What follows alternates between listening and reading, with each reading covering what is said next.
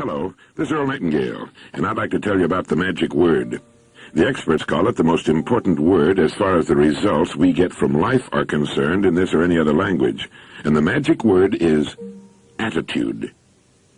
Attitude is defined as the position or bearing as indicating action, feeling, or mood.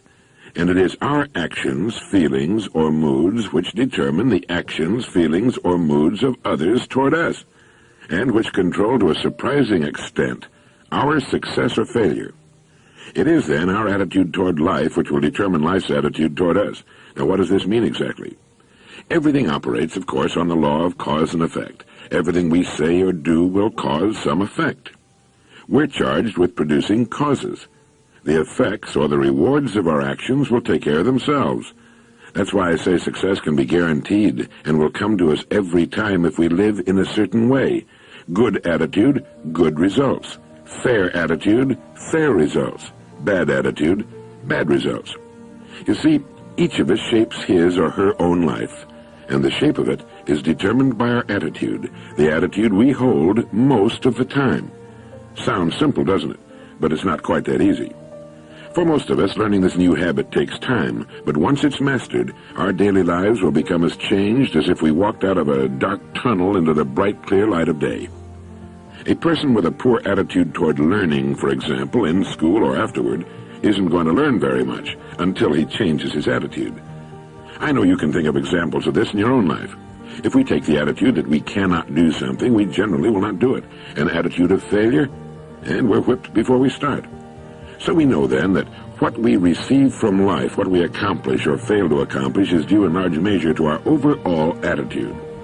William James of Harvard said the greatest discovery of his generation was that human beings can alter their lives by altering their attitudes of mind. To develop a good attitude toward the world in general, each of us must first develop a good attitude toward himself. We can't give to others something we don't have. So it is the attitude we take toward ourselves which determines our attitude toward others, which radiates to the world around us. When you see someone with a poor attitude toward others, you can be sure he has a poor attitude toward himself. He doesn't like himself very much. He's unhappy about something. A happy person reflects his happiness in his attitude. A person with a poor attitude most of the time is unhappy and frustrated most of the time, and he's a human magnet for unpleasant experiences.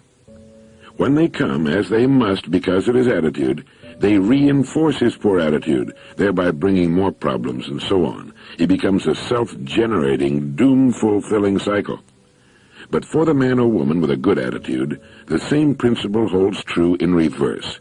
Expecting the best, that's what they get. Why would a person persist in a poor attitude, expecting the worst? Well, we're so familiar with ourselves that we tend to take ourselves for granted. We tend to minimize what we can accomplish, the goals we can reach, and for some equally strange reason, we believe others can reach heights which we cannot. We tend to overlook the fact that there is enormous undeveloped potential within each of us, a great reserve of talent and ability which we habitually fail to use. There are millions of human beings living narrow, darkened, frustrated lives, living defensively, simply because they take a defensive, doubtful attitude toward themselves and, as a result, toward life in general. Attitude is the reflection of a person. What's going on in the inside shows on the outside. One's attitude is incalculably powerful. It can bring about marvelous results for us, but we must train it patiently, day by day. Now, for just a minute, let's talk about people, successful people, who go sailing through life from one success to another and who, when they occasionally fail at something, shrug it off and head right out again. No matter what a person does, wherever you find a person doing an outstanding job and getting outstanding results, you'll find a person with a good attitude. These people take the attitude toward themselves that they can accomplish what they set out to accomplish, that achievement is the natural order of things, that there's no good reason on earth why they can't be competent, successful.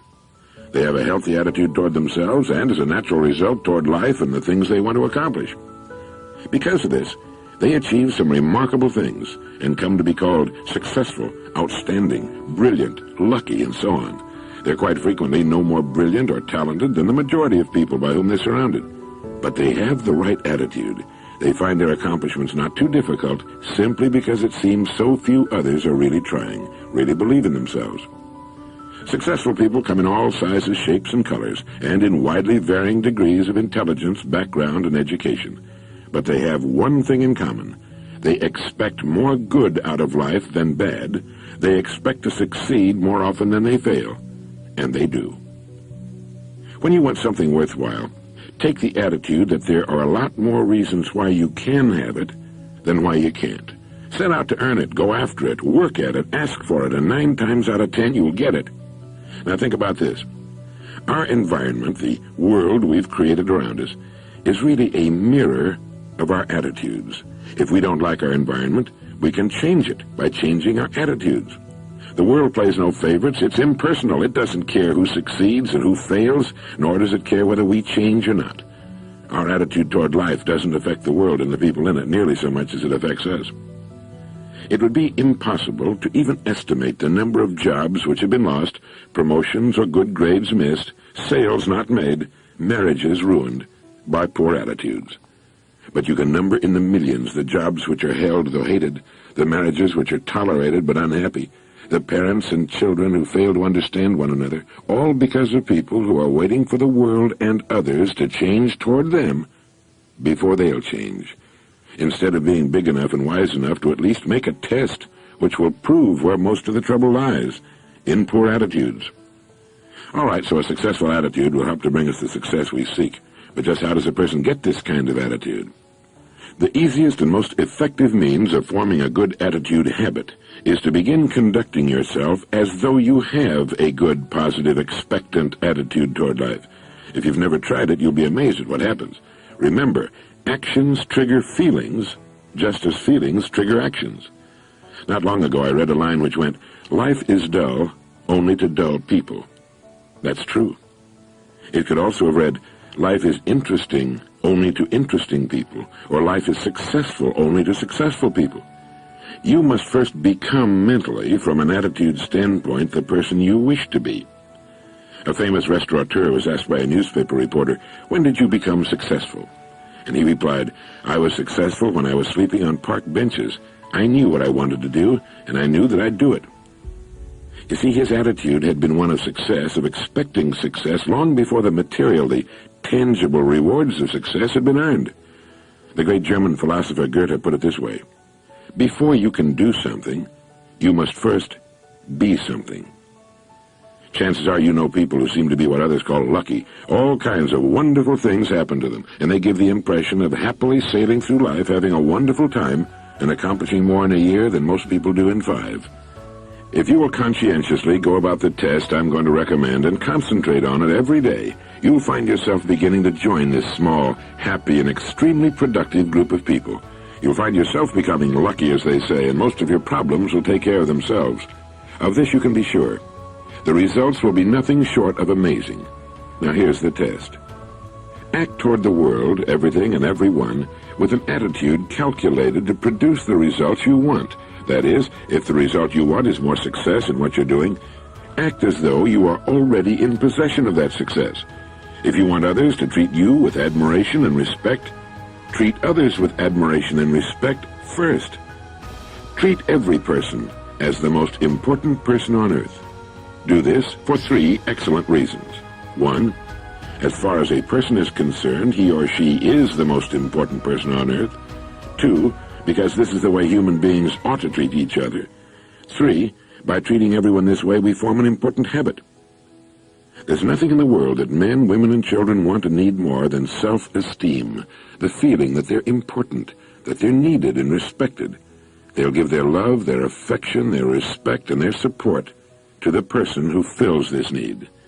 Have you ever noticed that the higher you go in any organization of value, the nicer the people seem to become? You see, the bigger the person, the easier it is to talk to him, to get along with him, and to work with him. Do you know why? It's because he has a good attitude. And the people with the best attitudes just naturally rise to the top. Now, he doesn't have a good attitude because of his position. He has the position as a result of his attitude. Act toward others and the world at large in exactly the same manner you want the world and others to act toward you. For example, treat the members of your family as the persons they really are, the most important people in your life. Carry out into the world each morning the kind of attitude you'd have if you were the most successful person on earth, and notice how quickly it develops into a habit. Almost immediately, a change will be noticed. Irritations that used to frustrate and annoy disappear. When some less informed person gives you a bad time, stay on the track. When someone cuts in front of you with his car or acts in any other manner that shows his ignorance and lack of courtesy, don't permit yourself to drop to his level. Don't let his unhappiness make you unhappy. When you begin to develop better attitudes, you should realize you already have placed yourself on the road to what you seek. You are well on your way to joining the top 5% of the people. You have prepared the ground and planted the seed. You've made of yourself an embodiment of that which you seek. Now, in summing up, here are a few points to keep in mind.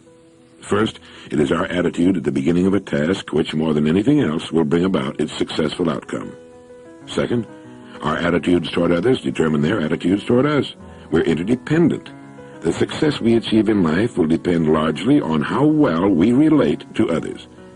Third, before you can achieve the kind of life you want, you must think, act, talk, and conduct yourself in all of your affairs as would the person you wish to become.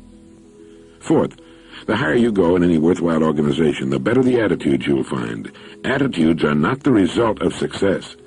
Success is the result of good attitudes. Finally, the deepest craving of human beings is for self-esteem, to be needed, to feel important, to be appreciated. When you treat every person you meet as the most important person in the world, both of you will benefit. To make these important principles a habit-knit part of life, here are some suggestions. Since your mind can hold only one thought at a time, make those thoughts constructive and positive. Look for the best in people and ideas. Be constantly alert for new ideas you can put to use in your life. Don't waste time talking about your problems or your poor health unless you're talking to your doctor. It probably won't help you. It cannot help others. Radiate the attitude of well-being and confidence, the attitude of the person who knows where he's going. You'll find good things happening to you right away. Lastly, treat everyone with whom you come in contact as the most important person on earth. Start this habit. Practice it consistently, and you'll do it. Hello, this is Earl Nightingale, and I'd like to tell you about the magic word. The experts call it the most important word as far as the results we get from life are concerned in this...